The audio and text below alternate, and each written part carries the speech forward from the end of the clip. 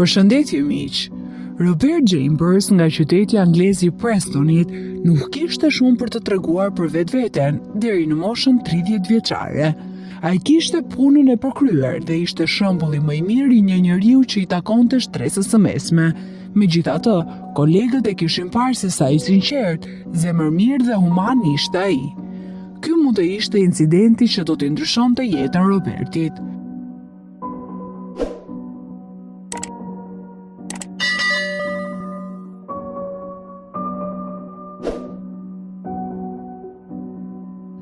Një ditë, shefi i tij e akuzoi Robertin për mashtrim, por ai nuk e kuptonte se për çfarë akuzohej. Roberti mundoi që të dëshmonte pafajësinë e tij, por askush nuk e dëgjoi atë. Edhe pse kishte kohë të gjatë që punonte në të njëjtin vend, ky shkas nuk e shpëtoi Robertin nga nervozizmi i shefit të tij dhe nga turpi e mosrespektit të tjerëve. Roberti ndjehej zemërthyer. Ai nuk dinte se çfarë të bëjë.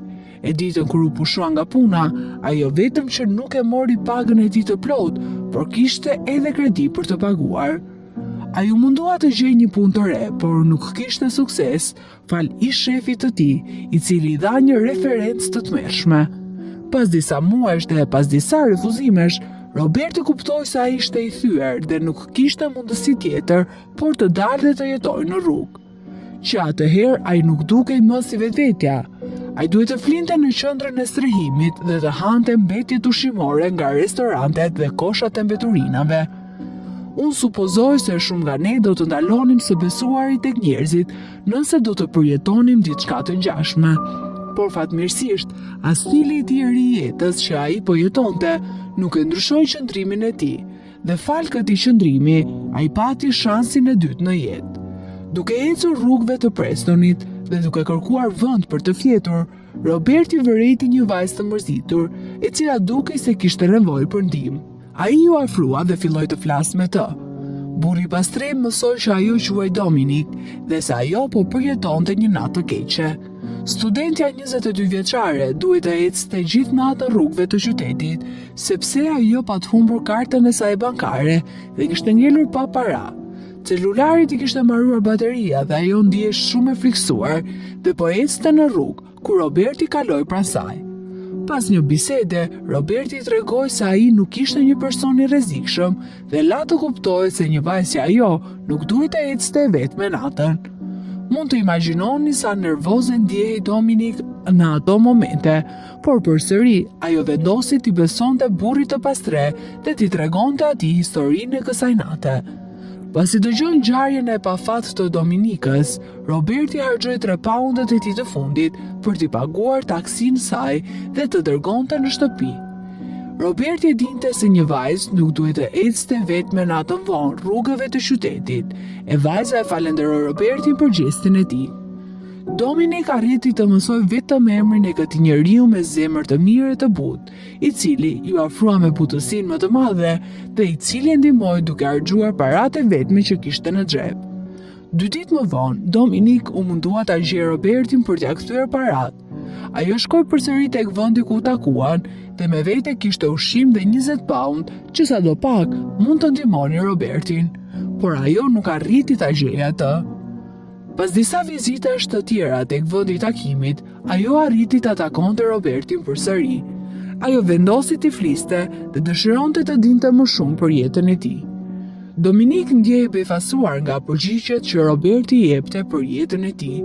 Këtë gjë ajo nuk e kishte pritur dhe atëherë kuptoi se Roberti nuk e kishte vendin në rrugë. Ai ishte shumë modest dhe nuk dëshiroi t'i pranonte paratë e saj. Roberti këmbgulte se çdo person do të kishte reaguar në të njëjtën mënyrë e ne e dim se kjo nuk është gjithmonë e vërtetë. Dominik gjithashtu mësoi se pas të gjitha ngjarjeve që ai kishte përjetuar dhe pas 7 muajve si pastre, Roberti refuzoi ta pranojë që do të vazhdojë të jetojë në rrugë. Ai ndërronte për banesën e tij, e gjithashtu po mundohej të gjente një punë të denjë, dhe se kjo nuk ishte hera e parë që Roberti po gjente veten në këtë situatë. Ai shpesh kishte pasur rastin të gjente portofole dhe sëndet e tjera me vlerë, por gjithmonë të njëjtat u kishte kthyer pronarëve.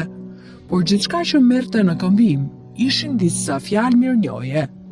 Tregimi i Robertit preku shumë Dominikën dhe ajo vendosi të bënte më shumë për të e jo vetëm t'i jepte 20 pound. Duke mos humbur shumë kohë, Dominik postoi diçka në Twitter për Robertin dhe theksoi se çdo donacion ishte i mirëpritur për të mirën e tij. Dominik arriti të mbledhë rreth 500 pound sa për të paguar qiran për muajt e parë, por më vonë ndodhi diçka që ajo nuk e kishte menduar. Pas disa orësh postimi i saj në Twitter ishte shpërndar nga mijëra njerëz. 3 pound që Roberti harxhoi për taksinë e Dominikës u bë si një simbolik dhe shumë njerëz filluan të dhurojnë nga 3 pound për ta ndihmuar atë. Por ky nuk ishte fundi i ditës.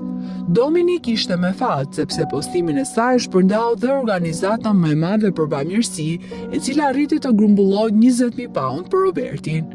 Shumë gazetarë shprehin interesim për këtë ngjarje dhe takuan personalisht Dominikën, e cila tha se ishte shumë e lumtur me reagimin e njerëzve. Ajo gjithashtu tregoi se faqja ku bëheshin donacionet kishte arritur majat dhe ishte bërë e pamundur për atë të futej në faqe, sepse mijëra njerëz bënin donacione vazhdimisht. Dhe përfundimisht, qëllimi i Dominikës ishte të bëthasonte Robertin, i cili vazhdonte të jetonte jetën e tij modeste në rrugë. Dominika e kishte kthyer atë në një personazh shumë të famshëm dhe nëse ajo besonte në ndonjë mrekulli, tregimi i Robertit ishte një nga ato. Pasi i tregoi gjithçka Robertit se si kishte arritur ngjarja deri këtu, përfundimisht ajo ja dorëzoi paratë e grumbulluara atij dhe reagimi i Robertit preku miliona zemra. Në fillim, ai nuk mundej të përshkruante ndjenjat e tij, por lotët në sytë e tij flisnin më shumë se miliona fjalë. Dhe njëherë fytyra e tij po buzëqeshte. Më vonë në një intervistë, ai tha se nuk besonte se dikush mund të bëjë diçka si kjo për të. Duke dhënë 3 poundin tim të fundit, unë nuk prisja asgjë në këmbim, sepse besoja se Dominik kishte më shumë nevojë se unë për ato para. Mendimin e Dominikës, jeta e Robertit ndryshoi. Shumë shpejt ai mori me qira një banesë dhe bleu një vetur të përdorur. Ai ka gjetur edhe një punë stabile. Dominik ishte lumtur që do t'u tregonte donatorëve se si ata e kishin ndryshuar jetën e Robertit. Ajo gjithashtu tregoi se Roberti kishte ndarë një shumë të madhe parash për të blerë ushqim për personat e tjerë të pastërtë që jetonin në Nur. Kjo ngjarje ndikoi shumë në jetën e dy të rinjve, gjë që bëri që sot, tek asaj dite, ata të jenë shok të ngushtë. Na lejoni t'ju themi se kemi besim se veprime të vogla si kjo mund të bëjnë mrekulli. Dhe gjithashtu, besojmë se çdo kush nga ne mund të hasë në telashe, por gjëja më e rëndësishme është që gjithmonë të mbetemi njerëzor.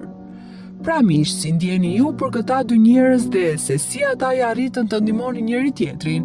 Shkruani mendimet tuaja në koment dhe kjo ishte e tëra për sot. Subscribe kanalin ton dhe klikoni zilen për të ndjekur video të ngjashme me ngjarje të veçanta nga gjithë bota.